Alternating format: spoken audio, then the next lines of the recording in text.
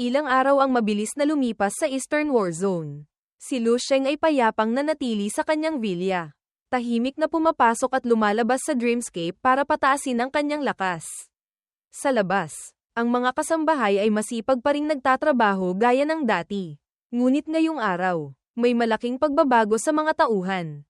Si Wang Yan ay magalang na naglakad sa unahan. Kasunod niya ang isang batang babae na may blondeng buhok na nakatali sa dalawang gilid. Tahimik na may dalang isang tasa ng mainit na tsaa. Hindi marami ang kasambahay sa vilya ni Lu Sheng. Karaniwan, si Wang Yan mismo ang naguulat kay Lu Sheng. Lumapit siya sa malaking bilog na mesa sa dining room. Marahan siyang tinawag, Lord. Si Lu Sheng ay umiinom ng tsaa habang nagbabasa ng balita ng araw na iyon. Sinulyapan lang niya silang dalawa. Walang ganang nagtanong, may kailangan ba kayo? Nang makitang kusang lumapit ang katulong na babae sa likuran. Sumulyap si Wang Yan sa likod. Tumango ng bahagya bilang hudyat. Lumapit ang babae. Maingat na inilapag ang malaking tasa ng tsaa sa mesa sa harap ni Lu Sheng. At nagpakilala, ito po ay regalo mula kay Butler Wang. Espesyal na Ling Chuan Longjing Tea. Pakitikman po, Lord. Ang tsaang nasa harap niya ay parang sobrang pinalamig, kulay kemikal na berde ito. Ngunit ang amoy na lumalabas ay napakataas na uri at hindi mapigilan. Umaalingasaw sa hangin. Nakakapukaw ng kuryosidad. Kinuha ito ni Lu Sheng. Humigop ng isang lagok, agad niyang naramdaman ang lasa na kumalat sa kanyang bibig at ang katawan niya ay nakaramdam ng sobrang ginhawa. Tiningnan niya ang tasa, nasiyahan, at mahinang nagkomento. Oh, ang tsaang ito, may kakaibang enerhiya pala. Nakakatuwa. Sa labas, payapa siyang umiinom ng tsaa. Sa loob, payapa rin si Lu Sheng na nagdagdag sa isip. Hindi ko inaasahan na makakaakyat din ako sa posisyon kung saan bibigyan ako ng tao ng espesyal na tsaa. Kung tutuusin, lahat ng nakamit niya ngayon ay sariling sikap niya. Pumalakpak siya ng 2 beses. Tinawag ang isang lalaking katulong na itulak ang pamilyar na malita ni Lu Sheng. Ngumiti si Wang Yan at itinuro sa likod. Sir, ang level 7 na sibat na ipinagawa niyo dati ay tapos na po. Pakitingnan po. Tuwang-tuwa si Lu Sheng. Ginamit ang protective chi para hilahin ang kahon ng malita palapit. At binuksan ito agad para tingnan. Hindi niya inaasahan. Napakabilis pala ni Wang Yan. Ilang salita lang ang sinabi niya pero nagawa niya agad. Sa loob ng malita ay isang katawan ng sibat. Hiniling ni Lu Sheng kay Butler Wang na ipagpalit ang kanyang contribution points para sa mithril na ginamit sa paggawa nito, 13.8 million contribution points din iyon. Hindi biro, mukha itong sandata ng alien. Ang bahagi malapit sa dulo ay lapad na parang kinuha ang inspirasyon sa isang cobra. Sa tingin niya, mas pangit ito kaysa sa dati niyang Qixing Long Wen Spear. Ngunit, mas mataas ang antas nito. Si Lu Sheng, na may makapal na balat at malakas na laman, ay walang pakialam sa itsura. Humanga siya, pinuri, napakaganda. Hindi lang ito isang ordinaryong level 7 na sandata, malapit na itong umabot sa level 8. Sobrang nasiyahan ako. Hawak ito sa kamay. Lumingon si Lu Sheng sa likod at nagutos. Sa pagkakataong ito, marami akong nadalang mithril. Tulungan mo akong gumawa ng isang sandata. Mamaya, ipapadala ko sa iyo ang disenyo. Yumuko si Wang Yan nang may paggalang. Masusunod po. Sa likuran, narinig muli ang tawag ni Lu Sheng. Li Dai, ihatid mo si Butler Wang. Saka, mamaya, gusto kong mag-imbita ng mga kaibigan sa bahay. Maghanda ka ng kaunting alak at pagkain. Marahang isinara ng 2 ang pinto palabas. Dahil si Li Dai ang katulong na namamahala sa dining room. Habang si Butler Wang naman ay kailangang lumipad kung saan-saan para asikasuhin ang mga utos ni Lu Sheng. At dahil nasa dining area pa si Lu Sheng, mas maraming kailangang asikasuhin si Li Dai. Bago umalis si Wang Yan, tiningnan niya pa ito at ngumiti. Napakaswerte mo dahil nakatagpo ka ng isang tulad ni Lord Lu. Sumang-ayon si Li Dai, na tinatawag ding Li Er, at tumayo sa harap ng pinto. Pinapanood ang unti-unting pag-alis ni Wang Yan. Magsikap ka, huwag mong biguin ang tiwala ni Lord Lu. Sa hinaharap, malay mo, magkaroon ka ng pagkakataong magbago ang buhay. Habang pinapanood si Wang Yan, namula ng husto ang mukha ni Li Dai. Parang bata, ngunit napakatahimik, walang sinasabi ni isang salita. Bigla, May kung sino mula sa likuran ang sadyang nagparamdam ng kanyang presensya. Nakasuot siya ng balabal na tumatakip mula ulo hanggang paa. Nakakrus ang mga braso. Nakasandal sa poste. Tumatawa ng mahina sa kanyang lalamunan. Nagulat ang katulong na babae. Isang boses ng matandang lalaki ang nagsalita. Mabagal. May halong ngiti. Liday. Huwag kang kabahan. Ako ay dating kasama sa laban ng iyong mga magulang. Noong bata ka pa. Kinarga pa kita. Unti-unting lumakad papalabas ang taong iyon para tamaan ng liwanag mula sa pasilyo ang kanyang mukha. Tiningnan siya ni Liday nang may pag-aalinlangan. Hindi alam ang gagawin nang tanungin siya. Ngayon, sinusundan mo si Lu Sheng. Tama, interesado ka bang makipag-usap ng ilang sandali? Nag-alinlangan siya. Ang tingin niya sa lalaki ay may pag-iingat at kuryusidad din. Hindi alam kung ano ang ibig sabihin ng ilang sandali na sinasabi nito. Kinagat ni Liday ang labi. Kitang-kita ang pag-aalinlangan sa mukha. Makalipas ang ilang sandali, mahina siyang sumagot. Sige po, ngunit mukhang hindi pa rin siya sigurado sa kanyang desisyon. Warzone number 3, Eastern Sector. Sa high-end residential area na eksplosibo para sa mga combat commanding officers. Walang bago para kina Dong Qingshui. Umalingaw-ngaw ang tunog ng mga takong. Siya, kasama ang ilan pang iba, ay kara-rating lang dito sakay ng eroplano. Patanjin tingin sa paligid, kahit papaano. Nagtama ang mga mata nila ng isang lalaking may blondeng buhok at kilay na kulay ginto na parang unggoy. Ibinaba nito ang salamin. Sinulyapan ng kapansin-pansing babae malapit doon. Tuwang-tuwa na bamulong. May maganda. Sa ilalim ng maliwanag na sikat ng araw. Ang uniforme ng opisyal ay hapit sa mga kurba ni Dong Qingshui. Makikitang maluwag ito ng bahagya, na nagpapakita ng katayuan ng nagsusuot at pagiging maingat din. Napakaganda pa ng kanyang tindig. Pagtingin sa itaas, ang kanyang kapansin-pansing puting buhok, kakaunti lang ang mayroon niyan, ay bumagay sa kanyang seryosong mukha na may likas na kaakit-akit na aura. Hindi na kailangang sumulyap o maglagay ng kolorete sa labi.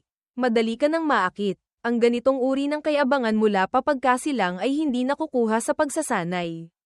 Ang isang taong veterano na sa larangan ng pag-ibig ay syempre, mabilis itong napansin. Pinuri ng lalaking may blondeng buhok ang sarili. Ang aurang ito, bagay sa panlasa ko, hindi masama. Sa mundong ito, may 7x7 katumbas 49 na paraan ng panliligaw. Halimbawa, magsimula sa tanong na, kumain ka na ba? Ngunit ang tiyong ito, na may sandamakmak na bituin at buwan sa balikat, ay pinili ang pinakabastos na paraan.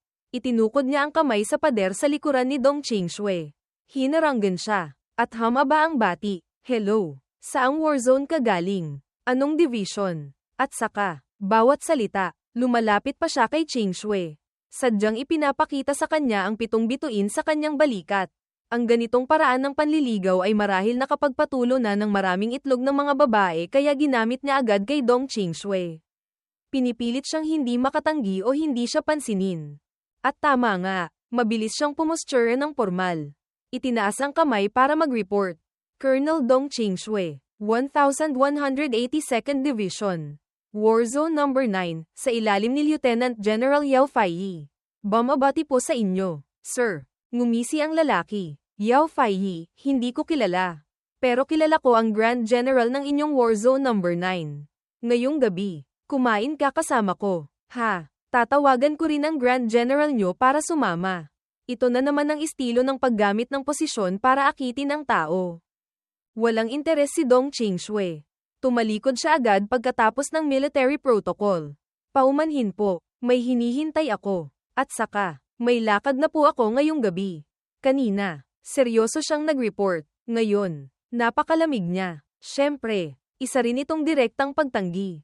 Ang mga bituin sa damit niya ay wala lang.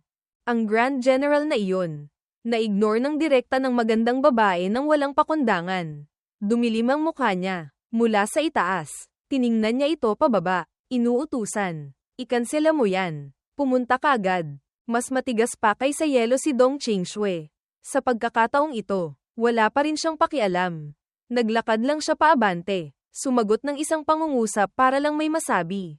Hindi po pwedeng ikansela. Kung hindi ako tutupad sa usapan, magagalit po siya. Alam niyang hindi ito isang inosenteng USA. Ang gintong unggoy ay sumulyap kay Dong Qingshui.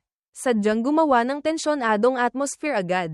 Yumuko siya. Sadyang nagsalita para marinig niya ng malinaw. Kung gayon, isama mo siya. Naku-curious ako, dito sa Warzone number 3, kaninong galit ang may mas malalang kahihinatnan kaysa sa akin? Malinaw na isang banta, kung hindi ka pupunta, may kahihinatnan ka. Habang nakikipagtalo sa babae, may biglang tumapik sa balikat ng Grand General na Tio. Nainis siya, mabilis na lumingon, at nasalubong niya ang gwapong mukha ng isa pang mas matandang Tio. Sige, para makita mo mismo, yung tao, may puting buhok, asul na mata, nakasuot din ng uniforme ng militar, mukhang mas VIP pa kaysa sa gintong unggoy.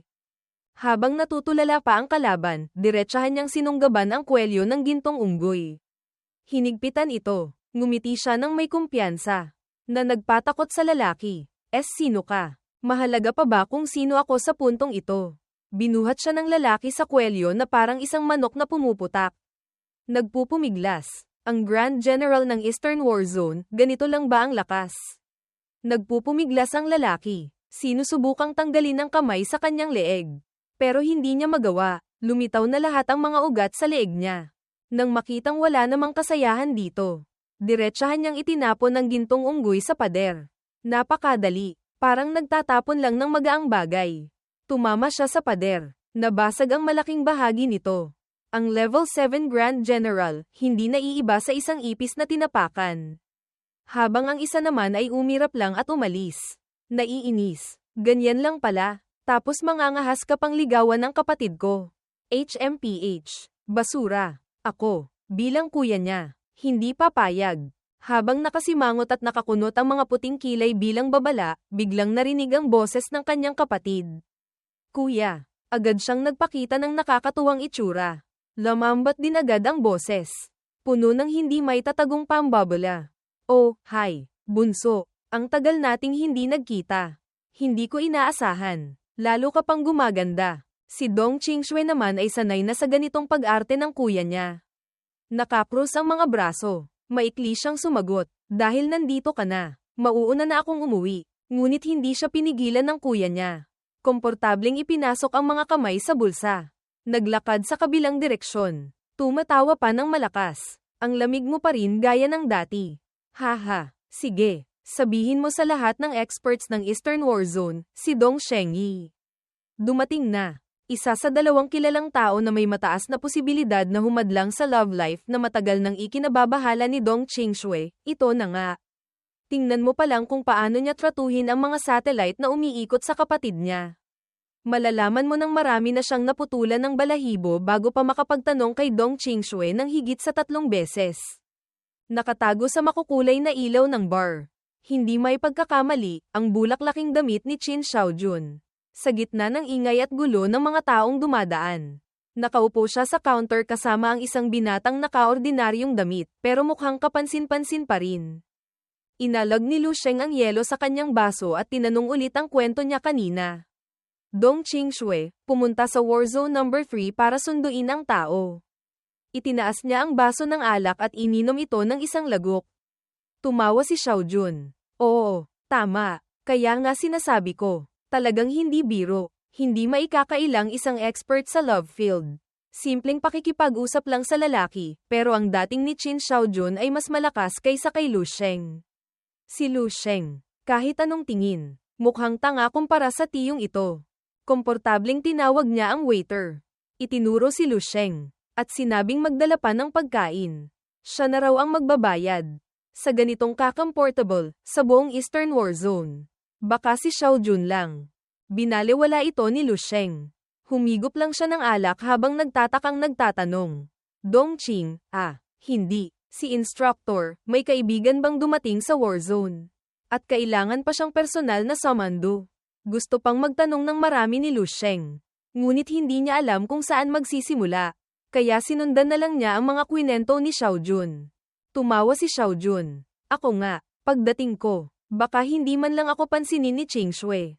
Hindi iyon kaibigan, kamag-anak. Kapatid sa ama, ang pangalan ay Dong Shengyi. Itong si Dong Shengyi, hindi siya ordinaryong tao. Katulad mo, isa siyang napakagaling na martial arts genius. Siya ang paboritong disipulo ng Martial Saint. Pwede mong sabihing, tagapagmana siya ng Martial Saint. Narinig ito ni Lu Sheng pero hindi naintindihan. Tiningnan niya ang mukhang pulang-pula na dahil sa alak, na sinusubukang sabihin sa kanya ang bawat salita ng may diin. Natulala si Lu Sheng. Ganoon ba? Kung gayon, talagang napakagaling niya. No. Ang itsurang iyon ay nagpatawa ng malakas kay Qin Xiaojun. Sa tingin mo, parang hindi naman ganoon kagaling para sa iyo. Sinusubukang gayahin ang ekspresyon para magkwento pa siya, ngunit kabaligtaran ang epekto. Muling humigop ng alak si Lu Sheng. Tulala, ganoon ba ka-obvious? Isang mabilis na tapik, ang kamay ni Xiaojun ay nasa balikat na ni Lu Sheng. Puno ng pagiging malapit, sa gitna ng malakas na tugtog. Bumulong siya sa tainga nito. Nagkukwento. Alam ko, bata ka pa pero 12 star na ang combat power mo. Napakagaling ng iyong talento, bata at matagumpay, pero sinasabi ko sa iyo. Huwag kang magiging kampante. Handa na si Xiaojun sa kanyang kanta ng bayaw na nagpatakot sa maraming magagaling na lalaking may balak kay Dong Qingshui. Dong Shengyi, talagang hindi siya ordinaryong karakter. Ang tagapagmana ng Martial Saint, hindi kasing simple ng iniisip nyo. Hindi lang yan. Si Dong Qingshui ay may isa pang kuya, ang pangalan ay Dong Pat Ian. Siya ang namumuna sa star rankings ng Central War Zone. Ang combat power niya ay umaabot sa 27 stars. Ang alias niya, Central Emperor Dong. Sa pagkakataong ito, mukhang mas totoo na ang pagiging seryoso sa mukha ni Qin Xiaojun. Itinaas niya ang daliri para idiin. Iyon, ang combat power na iyon ay at least doble ng sa iyo. Isipin mo, ano ang konsepto nyon? Sinasabi niya ang numero ng lakas para mas tumatak ito sa isip ni Lu Sheng. Gustong makita ni Qin Xiaojun ang bahid ng takot sa mukha ng binata para maipagpatuloy ang kwento na nag-aalala kay Qingshui kamakailan. Ngunit, binaliwala ni Lu Sheng ang tungkol sa 27 stars na iyon. Sumulyap lang siya sa kanya at nagtanong ulit. Ano? Ang kuya ni Instructor Dong ay si Central Emperor Dong. Nagtatanong siya, pero walang kahit anong interes. Hindi malinaw kung hindi niya alam ang posisyong iyon, o wala lang siyang pakialam. Ang lakas ng loob na humawak sa balikat ni Lu Sheng, syempre. Iisa lang ang tao sa sandaling ito. Si Qin Xiaojun, na medyo lasing na, ay naubos na ang ilang mapapait na tasa. Ang kanyang boses ay nagsisimula ng mag-amoy lasing. Pinagpawisan ka na. Ano, bunso? Hinigpitan ni Xiaojun ang hawak sa baso ng alak. Nagkukunwaring naiintindihan niya ang takot ni Lu Sheng. Nang hindi siya sumagot, inakala niyang natakot na ito nang marinig ang pangalan ng mga bayaw. Inubos ni Xiaojun ang laman ng baso sa isang lagok. Tinapos ng simple. Kung gusto mong ligawan si Dong Qingshui, kailangan mong lampasan ang dalawang harang ng mga kuya niya. Mahirap ang daan sa hinaharap. Binata, ingat ka. Sa gitna ng mga umiikot na makukulay na ilaw sa itaas. Ang dalawang general na ito, kahit anong level pa ng martial artist, ay mukhang mas malabo kaysa karaniwan. Itinaas din ni Lu Sheng ang kanyang baso. Hindi siya tumitingin sa kanya. Ngunit sumagot pa rin. Sinong nagsabing gusto kong ligawan si Dong Qingshui? Mula simula hanggang dulo, si Xiaojun lang ang nagsasalita. Si Lu Sheng ay laging tumatanggi. Wala pang sinabi si Lu Sheng na gusto niya ang babae. Matigas ang bibig, pero bakit namumula ang mga pisngi niya sa hiya na hindi makatakas sa mata ni Xiaojun? Ang hindi niya pag-amin ay lalong nagpainis kay Xiaojun. Ano pang pinagkukunwari mo? Isang lalaking tulad mo, ano pang tinatago-tago mo? Alam niyang kahit gaano pa katahimik ang bunsong ito, hindi pwede. Diretsahan ng inilabas ni Xiaojun ang kanyang alas. Tinagay ang baso. Pinaningkitan niya ang mata. Bumulong. Dong Qingshui, hindi na rin nagkukunwari sa akin. At tama nga, nataman niya ang sikolohiya ni Lu Sheng. Nanlaki ang mga mata niya. Hindi sinasadyang nabagsak niya ang baso ng alak sa mesa. Tumalsik lahat ng laman. Mabilis na lumingon ang binata. Sabik na nagtanong. Hindi may tago. Anong sinabi mo? Anong inamin sa iyo ni Dong Qingshui? Kahit si Xiaojun ay hindi inaasahan na bigla siyang magiging ganito. Ito ang eksaktong reaksyon na inaasahan niya matapos mag-inject ng kung ano-anong kwento. Mabilis na tumalikod si Lu Sheng para itago ang namumulang mga pisngi, ngunit hindi kasing bilis ng tawang ng aasar ng kuya. Oy, ganyan ka pala ka-excited. Huli ka na, bata. Lu Sheng. Lu Sheng. Alam ko na. Ano pa bang tinatago mo? Inilapit ni Qin Xiaojun ang kanyang mukhang alam na alam malapit sa kanya. Ang dalawang kamay ay minamasahe ang balikat. Ang boses ay puno ng ngiti. Ang martial arts mo, talagang napakalakas. Pero pagdating sa usapang pag-ibig, isa ka lang bata. Isang sulyap ko lang. Nabasa na kita. Wala namang dapat itago. Muling bumalik sa katinoan si Lu Sheng. Kalmado pa rin ang mukha. Ngunit ang tanong na lumabas sa bibig niya ay malinaw na para mag-imbestiga. Tama ang sinabi mo. Anong inamin sa iyo ni Instructor Dong? Hindi na napigilan ni Xiaojun ang bibig. Halos mapunit na sa kakatawa. Hehe, ano ba ang gusto mong aminin niya sa iyo? Baka sa sobrang tanong, magsawa si Lu Sheng at hindi na sumagot. Masasayang lang ang buong gabi. Huminto si Xiaojun sa pagtawa. Umupo ulit sa tabi niya. Sige na, hindi na kita aasarin pa. Tiyak na may gusto siya sa iyo, pero... Bigla niyang itinuro ang mukha ni Lu Sheng gamit ang hintuturo. Natigilan si Lu Sheng. Napatingin. Seryoso at puno ng paninisi ang boses ni Xiaojun. Ikaw na bata ka. Nung isang araw, balak kanyang ayain kumain. Sigurado akong gusto lang niyang pag-usapan ito sa iyo. Ang resulta, pinaghintay mo siya sa wala.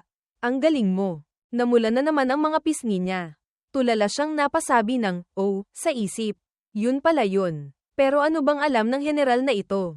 Dahil sa paniniwalang siguradong asawa niya ito. Handa siyang paghintayin pa ito ng ilang beses pa. Ano bang mahalaga sa dahilan ng pag-aya kumain? Nagbuhos pa siya ng 2 baso ng alak. Nahulaan ni Xiaojun na nag-aalala ang batang ito na baka nagalit si Qing Shui. Kaya inunahan na niya. Huwag kang mag-alala. Kilalang kilala ko si Dong Qing Shui. Kapag nagdesisyon na siya, mahirap nang baguhin ang isip niya. Ang paglampas sa harang niya, hindi problema. Itinulak niya ang baso ni Lu Sheng palapit dito. Inulit pa ng isang beses. Gaya ng sinabi ko kanina, ang problema talaga ay yung 2 kuya niya, si Dong Shengyi at si Dong Pat-ian. Napakalakas ni Dong Shengyi. Sakto sa sandaling iyon, malakas na bumukas ang pinto ng bar mula sa labas. 2 tiyo ang pumasok, nagtatawanan at nag-uusap. Napakaingay sa isang sulok. Sa unang araw pa lang niya sa Eastern Warzone natin, sunod-sunod niyang tinalo sina Sun Hengyu, ang nangunguna sa General Star Rankings, at si Chi Sun, ang pangalawa. Pareho silang pinugutan ng ulo. Sino pa ang kalaban niya? Mukhang exciting. Parehong napatingin sina Lu Sheng at Qin Xiaojun sa direksyong iyon. Nakikinig. Oo nga, narinig ko. Sa pagkakataong ito, lumabas siya sa kanyang seclusion, handa siyang hamanin ang 4 na malalaking war zones para patunayang walang kapantay ang kanyang martial daw. Iyon ang path-seeking sainthood, daan patungo sa pagiging santo. Seryosong nagkomento ang lalaking kalbo. Ang martial saint, masyadong OA na yun. Napakarami nating expert sa war zone. Tiyak na may makakatalo sa kanya. HMPH. Hindi man narinig ni Qin Xiaojun ang pangalan. Alam niyang kung sino ang pinag-uusapan ng dalawa. Nawala lahat ng bakas ng alak sa mukha niya. Bumulong siya. Dong Shengyi, nagsimula na siyang kumilos. Malapit na ang Eastern Assembly, tapos darating siya para manghamon sa oras na ito. Napakayabang. Muli niyang nilagok ang alak sa baso. Glug-glug. Habang nagpapatuloy sa pagdadaldal, kasing excited din siya ng 2 kanina. Ang titulong Martial Saint, talagang kaakit-akit. Baka wala ring magawa ang Warzone sa kanya. Kailangan mong mag-ingat. Itong si Dong Shengyi, nagdeklara siyang lalabanan niya ang buong Eastern Sector ayon sa rankings pababa. Mabilis lang. Ikaw na ang susunod. Idagdag pa, ang relasyon mo kay Dong Qing Shui, tiyak na bibigyan ka ng espesyal na atensyon. Sa pag-iisip, ang eksenang ito ay parang madramang teleserye na bihira lang gawin ng mga palabas. Ang crush ng kapatid na babae, bakit makikipag-away para sa ranggo sa kuya? Bigla, may tanong na lumabas kay Lu Sheng. Ano ang relasyon ni na Dong Qing Shui at Dong Shengyi? Naamoy agad ni Xiaojun na may mali. Anong ibig mong sabihin? Gusto mong makiusap si Dong Qing Shui para palampasin ka ni Dong Shengyi? Napangiwi siya. Agad na tumanggi. Siyempre hindi. Sino namang gagawa nyon? Iniisip ko lang, sa pagkakataong ito. Ang pagpunta ni Dong Shengyi sa Warzone, malinaw na gusto niyang samantalahin ang pagkakataon para hamanin ang lahat ng bayani, para palakasin ang kanyang invincible martial will. Napakahalaga nito para sa kanyang pag-breakthrough sa martial saint sa hinaharap. At, kuya pa siya ni Dong Qingshui, diretsahan na. Future brother-in-law. Ang inosenteng batang si Xiao Jun ay pinaikot-ikot ni Lu Sheng. Hindi pa rin maintindihan kung ano ang ibig niyang sabihin. Nanlaki ang mga mata, naghihintay sa susunod na eksena. Oo, tapos. Kung makakaharap niya ako, tiyak na matatalo ko siya. Ang invincible will na hindi pa nabubuo, madudurog na agad. Ang kanyang pag-iisip, syempre. Sa hinaharap, magiging mailap na ang pagkakataon niya sa martial daw. Tiyak na ituturing ako ni Dong Shengyi bilang mortal na kaaway. Si Instructor Dong, may ipit sa pagitan namin, tiyak na mahihirapan siya. Ang paglalarawan ng eksenang ito, mas mahirap pang i-imagine kaysa doon sa nauna. Pipiliin ng mga filmmaker na itapon na lang ito. Ngunit si Lu Sheng ay nagkukwento na parang nangyari na. Kaya napanganga si Xiao Jun. At saka, maayos pa niyang idinagdag. Sa hinaharap, may isa pang Dong Pot iyan. Sunod-sunod kong tatalunin ang dalawang kuya niya, baka sa hinaharap. Maging napakatensyonado ang relasyon namin. Tiningnan ni Xiao Jun si Lu Sheng na parang isang kakaibang nilalang. Kailangang sabihin, kakaiba, na parang dati. Tinitingnan niya ang taong ito pero hindi niya napapansing isa pala siyang napakagaling na scriptwriter. Kaya tumalon-talon siya sa paligid ni Lu Sheng na parang palaka. Nagkukunwaring sinusuri. Nako, sobrang nahihirapan na talaga ako. Ang mapanuring tingin na iyon ay hindi niya maintindihan. Ngayon, naging pag-aaral na ba ng kakaibang nilalang? Patanjin tingin, wala namang tumubong dagdag na mata sa noo. Hindi makahanap si Xiao Jun ng anumang senyales na si Lu Sheng ay may sira sa ulo o sobrang lasing kaya nagsasalita ng kalokohan. Kaya tinakpan niya ang bibig. Muntik nang matawa ng malakas. Mas mabilis pa siyang magbago ng mukha kaysa sa pagbabaliktad ng pancake. Seryosong inakbayan niya si Lu Sheng. Itinaas ang isang hinlalaki. Walang tigil sa pagsasabi. Naiintindihan ko na. Naiintindihan ko na. Pagdating sa pagpapanggap na cool, ikaw pa rin talaga. Lu Sheng, bilib na ako sa iyo. Bumulong siya. Seryoso ako. Nang makitang nakaturo na naman ang hinlalaki ni Xiao Jun. Tama. Seryoso rin naman ako. Alam ko, sa puntong ito, kahit buong gabi pang kumbinsihin si Xiao Jun, wala ring mangyayari. Ang dalawang kuya ni Qingshui sa isip niya ay parang mga Diyos na.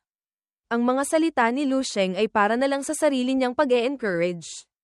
Kasabay nito, sa ibang lugar sa Warzone, may malakas na pagsabog, may lumabas. Pinagpag ang uniforme ng militar na hindi man lang gaanong nadumihan.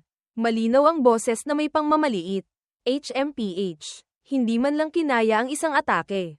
Ang puting buhok at marangal na tindig na ito, kung hindi si Dong Shengyi. Sino pa? Sa paligid niya, maraming taong nakahandusay. Yung mga gising pa, narinig ang kanyang pang-iinsulto. Ganito lang ba ang kaunti niyong kakayahan? May hawak silang sandata pero hirap pa ring tumayo. Napakalakas. Ang taong ito, napakalakas. Halos 10 tao ang nakapalibot kay Dong Shengyi. Ngunit walang nang ahas na lumapit. Lahat ng 10 nangungunang General Stars ay nagsama-sama na pero wala pa ring nagawa sa kanya. Anong gagawin natin? Tiningnan ng asul na protective chi na lumalabas mula sa katawan niya, nagkatinginan ng mga martial artists sa kaba. Habang hindi nila alam ang gagawin, nakita nilang lumabas si Shengyi. Itinaas ang kamay. Tinawag ang pangalan ng kanyang kapatid bilang pagbati. Sa tapat, tinawag din ni Dong Qingshui ang buong pangalan ng kuya niya bilang tugon.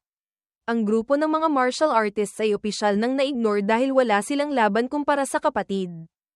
Ako rin. Isang masiglang maliit na babae ang sumilip mula sa likuran ni Dong Shengyi. Mabilis magsalita, masaya. Senior Brother Dong, nagtago ka ng 20 taon. Sa paglabas mong ito, tiyak na magugulat ang buong Shenzhou. Hello, Ate Qingshui. Hindi siya natakot sa aura ni Dong Shengyi. Nakikipagbiruan pa na parang matalik silang magkakilala. Siyempre, nakakagulat. Nakakrus pa rin ang mga braso. Kalmado. Kilala rin siyempre ni Qingshui ang batang babaeng ito. Miss Lin Wanwan. Sa pagkakataong ito, sumama ka kay second brother sa Warzone, siguradong may mahalaga kang pakay. Tama, ngumiti ng napakatamis ang batang iyon. Yamakap sa braso niya, nanunuyo na parang isang batang laging nakangiti. Siyempre naman, Ate Qingshui, Pagkatapos siyang tawagin ng malapit, bumulong siya ulit. Nagsasagawa ako ng isang research tungkol sa monster genes, kailangan ko ng maraming samples. Kaya sumama ako kay Senior Brother Dong dito. Ang bagay na ito, kailangan ko pa ng tulong ni Ate Ching Shui. Sa simula, balak ko sanang tumawag pa ng tao mula sa Eastern Military Region, pero lahat sila tinalo ni Senior Brother Dong. Sa itsurang iyon na hindi alam kung matatawa o may iyak, alam mong naapektuhan ng husto ang kanyang research. Narinig lahat ni Dong Shengyi. Sumingit para magkomento. Ang mga tao sa Eastern War Zone, puro lakas lang pero walang teknik. Hindi magagamit, maliban kay Sun Haoyu na nangunguna, medyo okay pa siya. Si Sun Hengyu, itinama siya ni Ching Shui mula sa malayo. Mukhang may respeto naman, pero hindi man lang maalala ang pangalan ng tao. Ngunit, Heng o Haoman, sa mata ni Dong Shengyi. Pareho lang, nainis siyang tumingin pababa. Kahit anong pangalan, pare-pareho lang. Yung mga hindi kayang tumagal ng 3 atake ko, hindi karapat-dapat na maalala ko ang pangalan. Ah, oo nga pala, bunso, siguradong nasabi na sa iyo ni Wanwan. Sa pagkakataong ito, pumunta kami sa Eastern War Zone para bumaba sa tomb. Lumapit siya, hinawakan ang 2 braso ni Ching Shui. Maalaga siyang nagsalita, kailangan namin ng tulong ng isang spiritual power master na tulad mo. Ang pagtulong, para kay Ching Shui. Walang kahirap-hirap, ngunit ang mga mata niya ay lumipat kay Lin Wanwan sa tabi. Ang batang ito, na may ganitong kasiglahan sa magkapatid na Dong, may dahilan din. Hindi lahat kayang maging natural ng ganito. Si Lin Wanwan ay isang napaka-ordinaryong pangalan, ngunit ang pangalan ng nanay niya ay sikat na sikat sa Longguo, si Marshal Saint Lin Zhengyu. Dahil sa utang na loob, at dahil na rin sa pakiusap ng kuya niya, paanong hindi niya gagawin? Marahang tumango si Dong Ching Shui. Tinanong silang dalawa, ano ang plano nyo? Anong tumang pupuntahan nyo? Gaano kalalim ang bababaan nyo? Hindi pa masabi ng tiyak. Ngunit para kay Dong Shengyi, syempre. SSS level tomb. Habang mas malalim, mas maganda. Habang mas malakas ang monster gene sample. Mas mahalaga. Muli niyang tiningnan ang kapatid. Kumunat ang noo. Pinaalalahanan. Huwag mong maliitin ang research ni Wanwan. Kung magtatagumpay ito, ang buong martial Dao landscape ng mundo ay maaaring magkaroon ng mga revolusyonaryong pagbabago. Ang pagkakataon kong maging martial saint, baka nasa kanya rin. Pagdating sa usapang iyon, lumuwag na ang mukha ni Dong Shengyi. Isang ngiti ang lumitaw. Tumingin siya kay Lin Wanwan. Kitang-kita ang tuwa. Mabilis ding nakasabay ang batang iyon. Tumawa siya at tinawag, Senior Brother Dong. Inaasar mo na naman ako. Hindi napansin ng dalawa, biglang nanahimik si Dong Ching Shui. Hinawakan niya ang kwinta sa kanyang leeg, biglang nagpa siya ng tiyak. Sige, basta't papayag ka sa isang bagay sa akin, tutulungan kita. Sa lakas ni Dong Shengyi, bihira siyang humingi ng tulong sa kapatid niyang si Dong Ching Shui. Naisip niya, kailangan kong samantalahin ang pagkakataong ito para baguhin ang sitwasyon na sa kanyang mga mata. Napakahirap iligtas ang kanyang bagong umuusbong na pag-ibig. Isang hiling. Nagulat din si Dong Shengyi. Ngunit mabilis niyang naintindihan ang sitwasyon. Inakala niyang tungkol lang ito sa martial arts. Hindi pa man naririnig kung ano iyon. Sumang-ayon na siya agad. Sige, sabihin mo lang. At saka, hindi ba't malapit ka nang umangat sa Grandmaster Realm? Balak ko pa namang sabihin na tutulungan kita ni Kuya sa ABC. Tinaas ni Dong Ching Shui ang kamay para pigilan siya. Hindi ito tungkol sa martial arts. Balak mo bang hamanin isa-isa ang mga nasa rankings ng Eastern Sector General Stars? Tungkol din naman sa martial arts yun. Hinimas ni Shengyi ang kanyang leeg. Natutuwa. Oo, kahit mga kalaban silang walang masyadong challenge, ngayong nandito na rin lang. Ituring na lang nating warm-up. Pagdating sa puntong ito, hindi na nakapagpigil si Dong Ching Shui. Hindi rin siya magaling magpaligoy-ligoy. Namula ang mukha niya. Nag-aalangan ang mga salita. Umiiwas ang mga mata. Kung gayon, laktawan mo na lang yung nasa ika-4 na pwesto. Ang kilos ng kanyang kapatid ay hindi nakaligtas sa mata ni Shengyi. Ngunit ngayon, iniisip niya kung sino ang nasa ika-4 na pwesto. Tiningnan niya ulit si Dong Ching Shui. Na namumula pa rin ang mukha at hindi tumitingin sa kanya. Bakit hindi na lang sabihin ng diretso kung sino? Ngumisi siya. Naalala ko na. Yung 12-star Grand General ng Warzone No. 9, si Lu Sheng ba? Dumaan siya kay Ching Shui na parang hangin. Ang malaking kuya niya ay mabilis na kinuha ang kung ano mula sa kanya nang walang palem. Nang mahawakan na niya ito ng mahigpit, itinaas ni Dong Shengyi ito. Tinitingnan ng maliit na bagay na mukhang jade pendant, na may ilang ikot pa ng tali. Ngumiti siya ng may tuwa. Inilabas ang mapanuksong mukha. Regalo niya ba ito sa iyo? Nakakatuwa naman. Ganito kalaki na ang purong Marshall wheel, pero nagulat ka pa rin nang kunin ko ang gamit mo. Mabilis niyang sinabi sa kuya niya. Ibalik mo yan. Sa sobrang tensyonado niya, lalong natuwa si Shengyi na asarin siya ng ganito. Ibinalik niya ito sa kamay ni Ching Shui. Tumawa siya ng mahina. Ang init pa rin ng ulo mo tulad noong bata ka. Hindi ka man lang mabiro. Nang makitang namumula pa rin ang pisngi ng kapatid. Kalahating nahihiya, kalahating naiinis. Sumuko na siya, ngunit mayabang pa rin ang tono. Pero, dahil nabanggit mo na siya, syempre, susundin ko ang gusto mo. Lalaktawan ko siya, pero limitado lang ito sa military martial arts competition na ito. Pagkatapos kong manalo sa lahat ng 5 war zones, kung yung taong gusto mo, ay kayang saluhin ang isang atake ko, kikilalanin ko siya. Kasabay nito, hindi na ako makikialam sa inyong dalawa. Kinuyam ni Dong Shengyi ang kamao. Umikot ang hangin kasabay ng liwanag na tumama sa kanyang mukha. Ang kanyang mga salita ay tiyak. Ipinapakita ang kanyang intensyon. Sa sumunod na pangungusap, lumitaw ang pagiging strike toe sa kanyang mukha. Kung hindi, kahit gaano mo pa siya pahalagahan, kahit gaano mo pa siya kamahal, hindi pwede. Naiintindihan mo. Nang makitang ganito kaseryoso ang kuya niya, natigilan si Ching Shui. Akma siyang magdadagdag pa para pag-isipang muli ni Shengyi na mas gamaan pa, lumakad na ito sa harap niya. Mabigat na sinabi ng diretso. Ang pinto ko, madali pa yan. Sa panig ni Dong Pot iyan, hindi kasing simple nito. Naaalala mo ba noong bata pa tayo? Yung batang si Qin Xiaojun sa tabi na gustong manligaw sa iyo, muntik nang patayin ni Pot iyan sa isang iglap. Ang nangingibabaw na aura ng kuya niya, kasama ang alaala ng nakaraan, ay nagpatakot kay Ching Shui. Natahimik siya, pinagpapawisan ng ulo, nakabuka ang bibig ngunit walang masabi ni isang salita.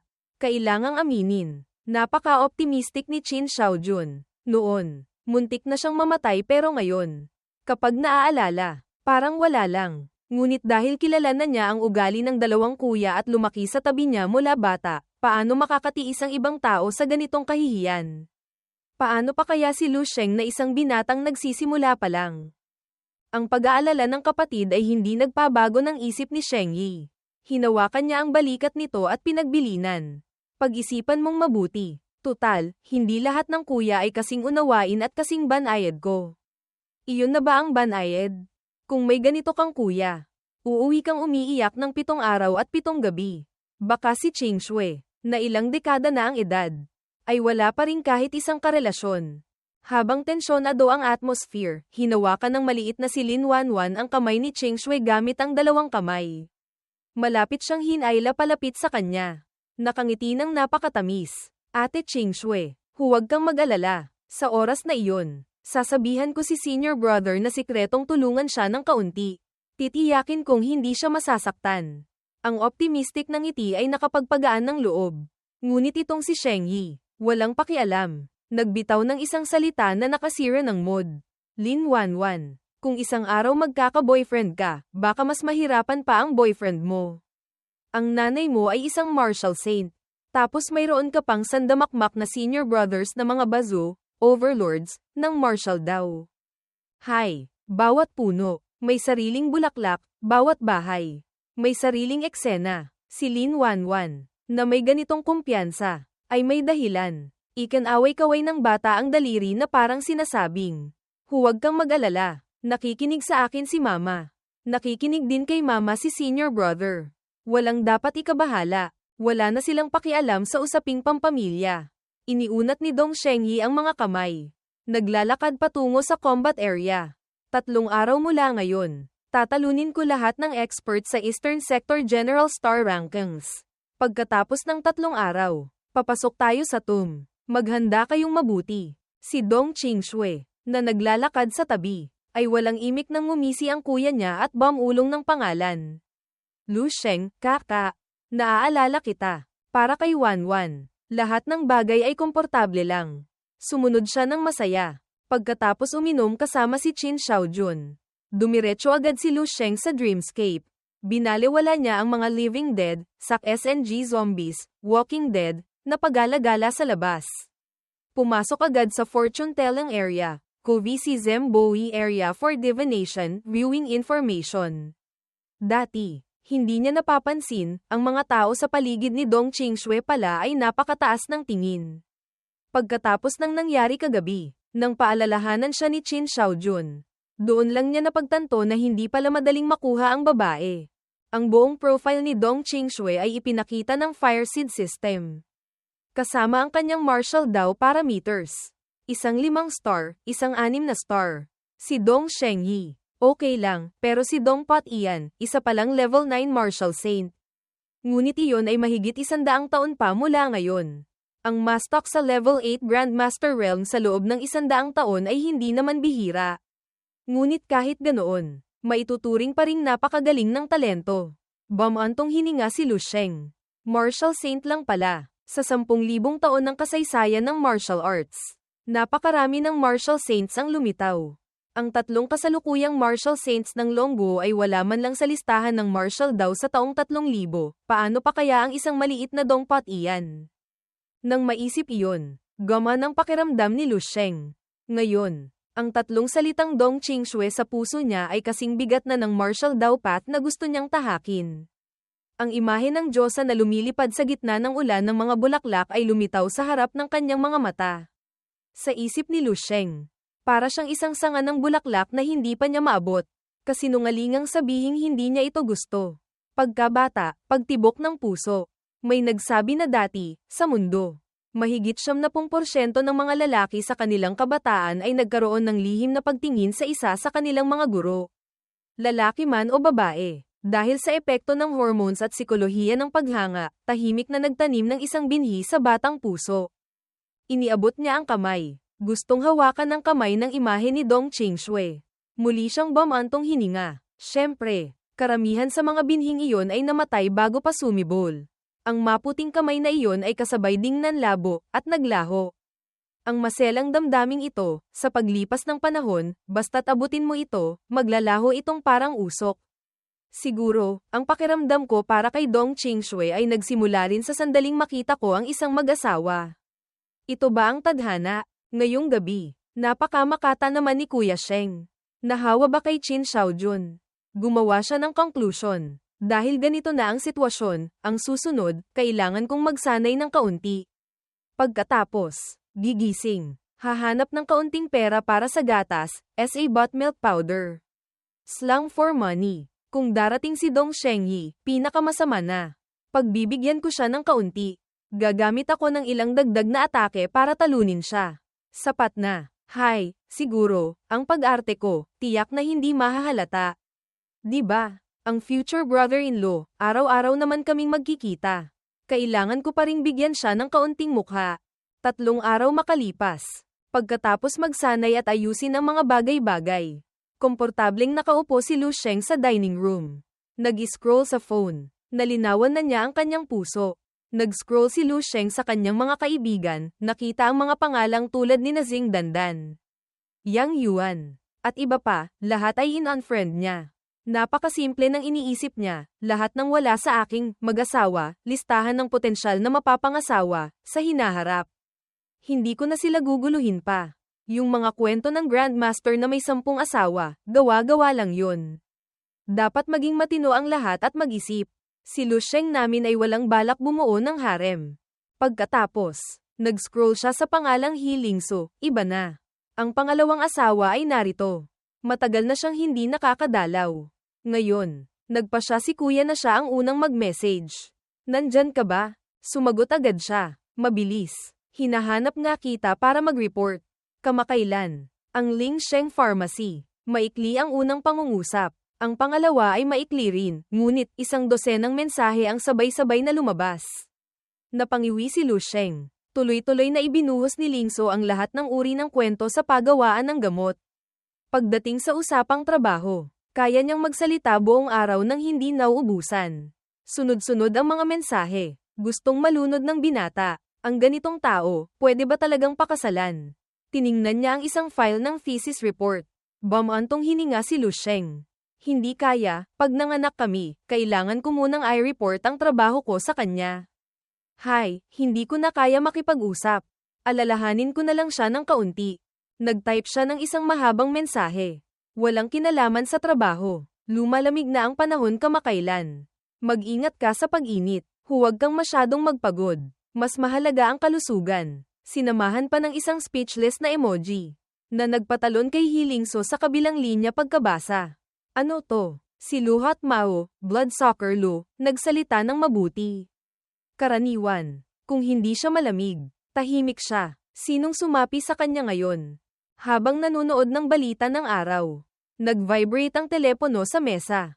May bagong mensahe. Siyempre, si Lu Sheng ay hindi yung tipo na sadya kang nagtanim ng bulaklak. Hindi tumubo, hindi mo sinasadyang nagtanim ng willow.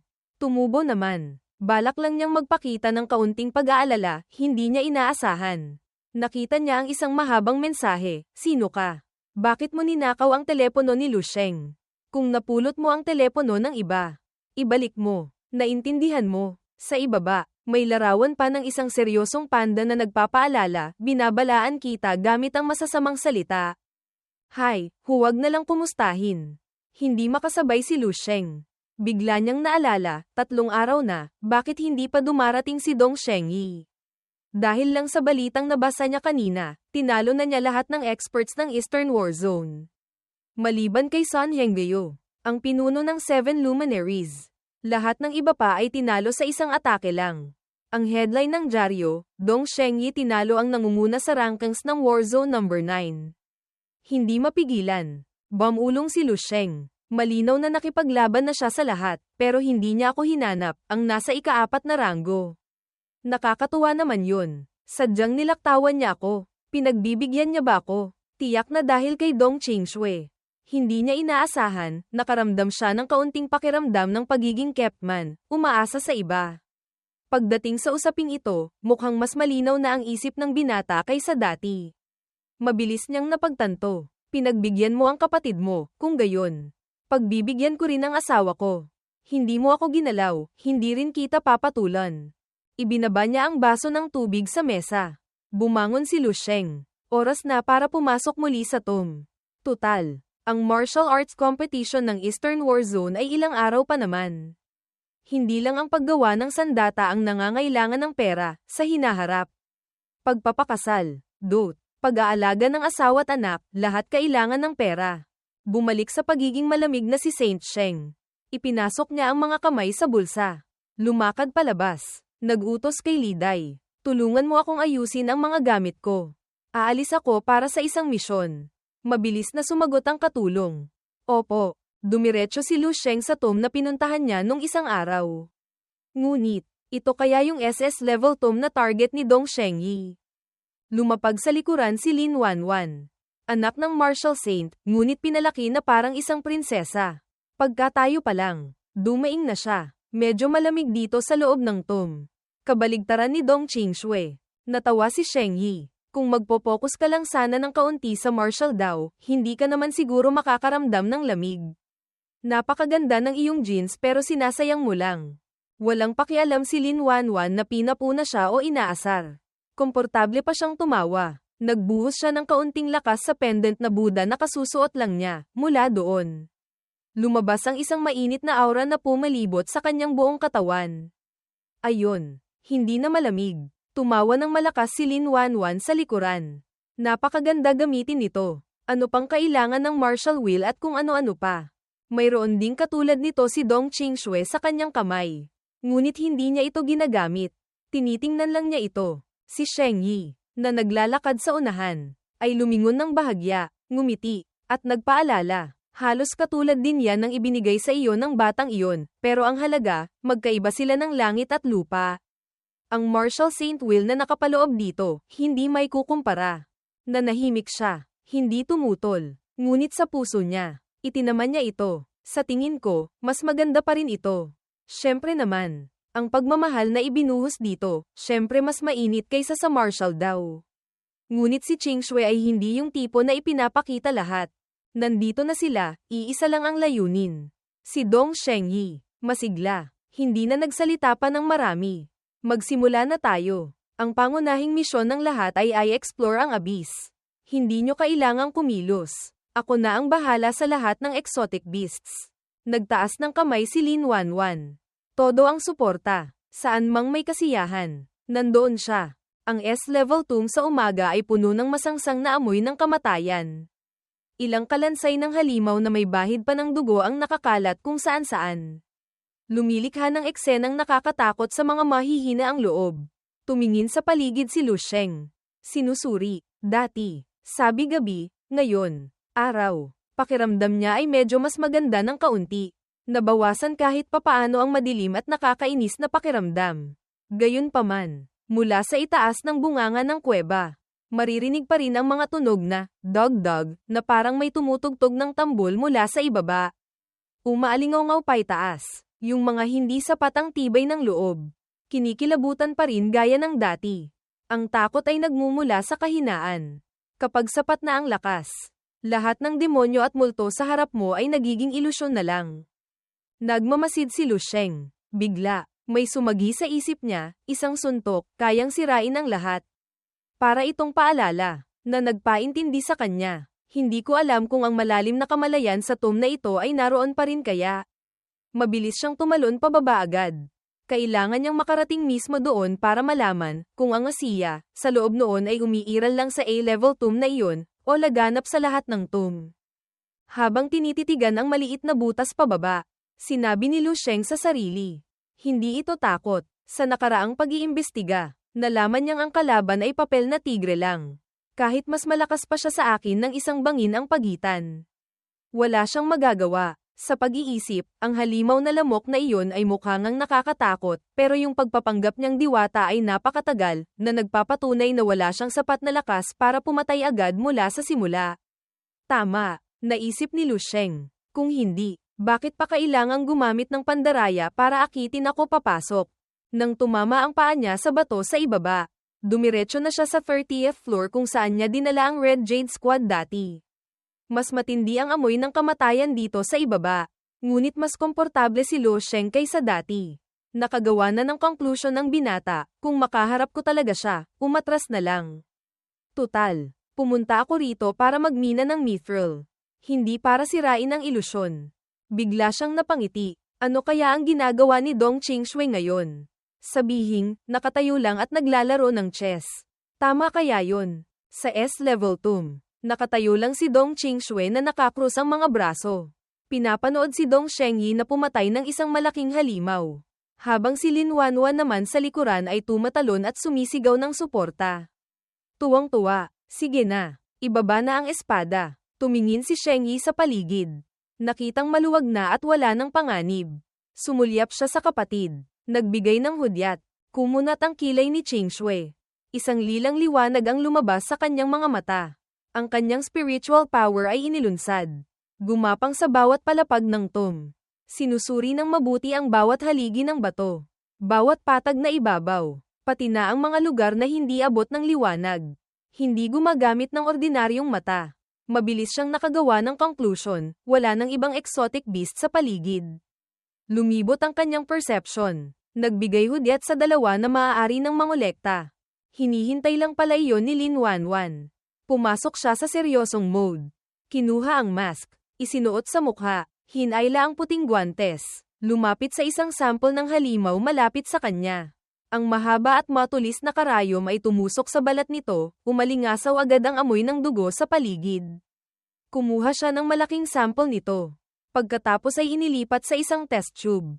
Itinaas ito. Sinusuri. Napakalakas ng sample ng dugo. Talagang level 7 exotic beast. Iba talaga. Kahit normal siyang mukhang pabaya. Pagdating sa trabaho, napakadetalyado ni Wanwan. Ang magkapatid na Dong ay nakatayo lang sa gilid. Nanunood. Hindi nakikialam o tumutulong. Nagsalita pa si Shengyi. Nakikipagkwentuhan. Ang pinagmulan ng lakas ng martial artist ay nasa katawan. Bawat bahagi ng katawan ay ang pinakamagandang sandata, hindi tulad ng mga basurang general stars dyan sa inyo. Sa pandinig, Parang nanlalait, ngunit sa katotohanan, lumingon si Dong Shengyi. Hawak ang espada sa likod. Mabilis na gumawa ng cool at malamig na pose para makita ng kapatid. Hindi alam kung saan galing ang usok na lumabas para magbigay diin. Ako, nagsasanay ng malamig na sandata, ay para habulin ang sukdulang husay. Lampasan ang limitasyon ng katawan. Kung hindi lang para mapabilis ang progreso, hindi ko man lang gagamitin ang espada. Itinaas niya ang mukha, tumingin pababa sa kapatid sa ibaba para makita kung gaano siya kagwapo. Dinagdagan pa, tutal, ang dugo ng mga hayop na ito ay masyadong marumi. Ang ganitong pagpapakitang gilas, sanay na si Cheng Shui. Wala siyang pakialam. Binuhusan niya ng malamig na tubig ang kuya niya. Kuya, una, tumulong ka sa pagkolekta. Pangalawa, manahimik ka. Walang gustong makinig sa mga mayayabang mong salita. Si Dong Shengyi, na kilalang napapasunod ng kapatid sa isang sigaw, ay natahimik, pinagpawisan, napanguso pa. Isang HMPH lang ang nagawa. Hindi makasagot. Ang malamig na aura na kinatatakutan ng buong warzone ay nawala. Kaya pala hindi marunong makipagbiruan si Dong Qingshui sa iba, pati kuya niya. Ganito, si Dong Shengyi, kapag kumikilos, talagang kahanga-hanga ang galing ng isang taong may lakas. Sa sumunod na bahagi, hindi na siya gumawa pa ng mga porma. Pasok lang siya at was-iwas ng espada. Natapos na niya ang isang tumpok ng exotic beast sa isang iglap. Sa ganitong tuloy-tuloy na pagpatay, madaling nakarating ang grupo sa kaloob-looban ng tomb. Pinapanood ang nag-iisang si Shengyi na sumasayaw at umiikot sa gitna ng mga halimaw, na hindi man lang kalaban para sa kanya, nalungkot si Cheng Shui. Dapat sana, masaya ako na may ganito akong kalakas na kuya, pero kapag naiisip kong maaaring mapahamak si Lu Sheng dahil sa kanya, hindi ko maiwasang mainis. Puro isang hiwa lang, bagsak na ang mga halimaw. Napakabilis ng pagsugod niya na hindi man lang nabibigyan ng kahit kaunting lamang ang mga kalaban. Bigla, isang masayang ngiti ang lumitaw sa kanyang labi. Masaktan siya ng kaunti sa loob ng tomb, ayos lang din. Pagkaisip pa lang ng pangungusap na iyon, agad niyang pinakawalan ang kanyang perception sa malawak na lugar, ngunit hindi nagsalita para paalalahanan. Nadulas ang paa ni Dong Shengyi. Gulat ang mukha, nawalan ng balanse, bago nakatayo ulit ng tuwid. Lumingon siya sa likod. Malakas na tinawag. Cheng Shui, bakit may bangin dito pero hindi mo man lang ako sinabihan? Kung hindi dahil sa paalala ng martial daw intuit ayon ko, muntik na akong mamatay doon. Kalmado ang mukha niya. Kumunat ang noo. Puno ng pagkukunwari. Paumanhin. Kuya, hindi ko nakita. At saka, ganyan kaliit na bangin, kahit tamaan ka pa. Hindi ka naman mamamatay. Pagkasabi ng pangungusap na iyon, nagbago ang mukha niya. Mukhang mas mapanganib. Mas mariin din ang boses. Pinakamasama na, masugatan ka lang ng malubha. Pakiramdam niya ay may malamig na hangin na dumaan sa kanyang ulo. Nanlaki ang mga mata ni Dong Shengyi. Hindi makapaniwala na ganito kalupit ang kapatid niya. Isang salita lang ang nasabi niya. Ikaw, tapos natahimik. Ganyan kalupit. Ilang segundo lang ang pag-arte, nagtampo na. Mabilis na bumalik si Shengyi sa pagiging seryoso. Malamig na umirap, hindi makatwiran, sa sobrang bilis ng pagbabago ng mood. Pati si Wanwan ay natulala. Sumunod, si Dong Shengyi, kahit patuloy na sumusugod ng marahas, gumamit pa ng apoy na bumabalot sa talam ng espada para patayin ang mga halimaw, ngunit sa isang tuwid na linya, palagi siyang muntik ng mahulog sa bangin. Ilang beses nang ganoon, hindi siya makapag-focus sa pagpatay. Nainis na siya, habang itinarak ang espada sa isang halimaw. Sumigaw siya, Dong Qingshui, ano ba talagang ginagawa mo? Gusto mo ba akong mapahamak?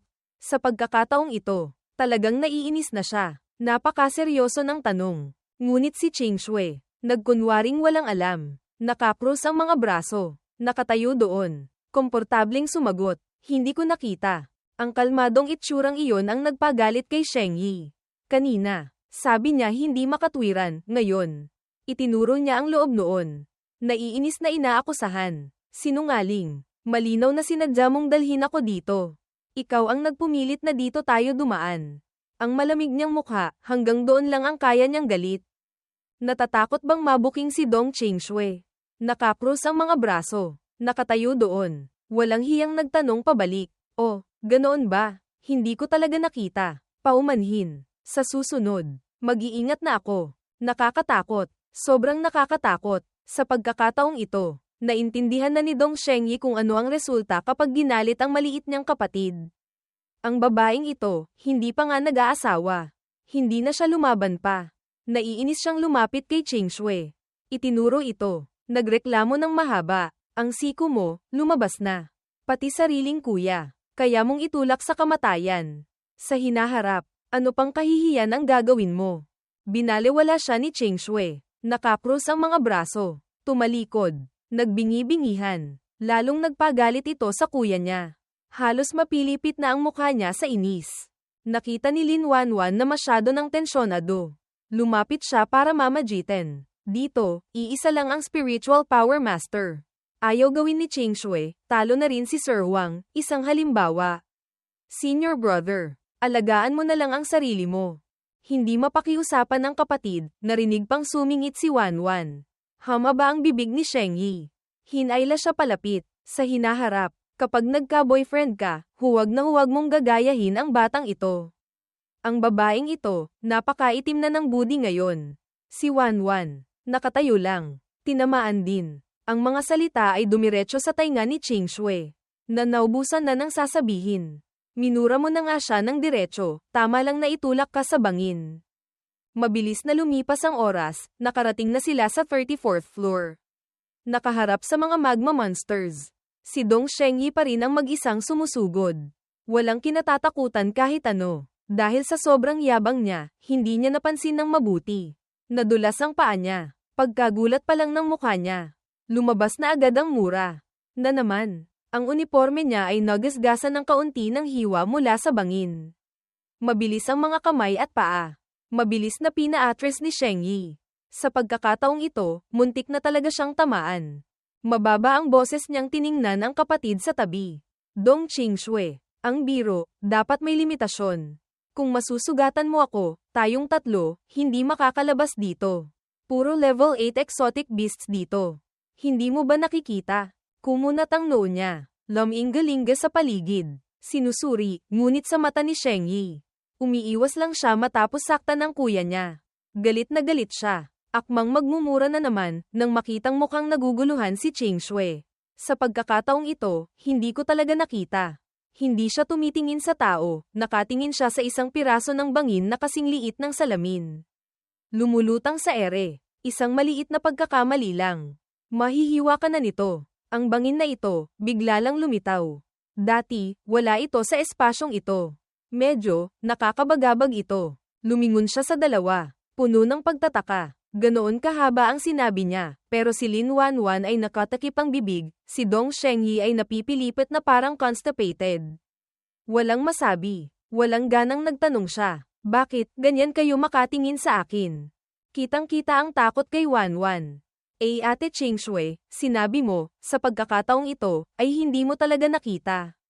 Ibig sabihin ba, kanina, nauutal siya. Hindi maituloy, ngunit tama sa iniisip ni Shengyi. Kanina, nakita niya lahat pero hindi nagsabi. Sumigaw siya ng malakas na parang matandang nakakita ng multo. Kapatid ko yan. Langit. Ito talaga ang kapatid kong gawa ng langit. Nang mabuking ng ganito, hindi na nagawang magpanggap na malamig si Ching Shui. Namulan ng husto ang dalawang pisngi niya. Umiiwas. Tumigil ka na sa kalokohan. Seryoso na ang problema. Ang mga bagong bangin na patuloy na lumalabas sa loob ng tomb, karaniwan ay senyales bago mag-riot ang tomb. Lumingon siya. Pinaalalahanan ng lahat ng may seryosong itsura. Mas mabuti pang umalis na tayo rito agad. Ang outbreak ng isang S-level tomb, hindi ito biro. Sa itsura niya, alam mong nagsasabi siya ng totoo. Tumingin si Lin Wanwan kay Shengyi. Kulang pa ng ilang samples na hindi pa nakukolekta, gustong tanungin ang opinyon niya. Tumingin ng diretso si Shengyi. Nagpa siyang magpatuloy. Pansamantala, wala pa namang nakikitang malaking problema. Tanging ang kapatid ko lang ang problema. Dong Ching Shui, ngayon, ang mga salita mo, hindi na ako naniniwala ni isang letra. Sa pagkakataong ito, totoong natalo na siya sa argumento. Hindi makasagot ni isang salita. 30th floor ng tomb. Si Lu Sheng ay humihikab habang sinusuntok ang isang lumilipad na halimaw. Napakadali. Mas madali pa kaysa pamitik ng lamok. Dumiretso siya pababa hanggang dito, wala pang nakitang anumang kahirapan. Habang hinihigop ni Lu Sheng ang dugo at laman ng halimaw gamit ang straw. Tumatawa siya ng may tuwa. Nakita kong ginawa ito ng Red Jade Squad ng maraming beses, mukhang simple lang pala.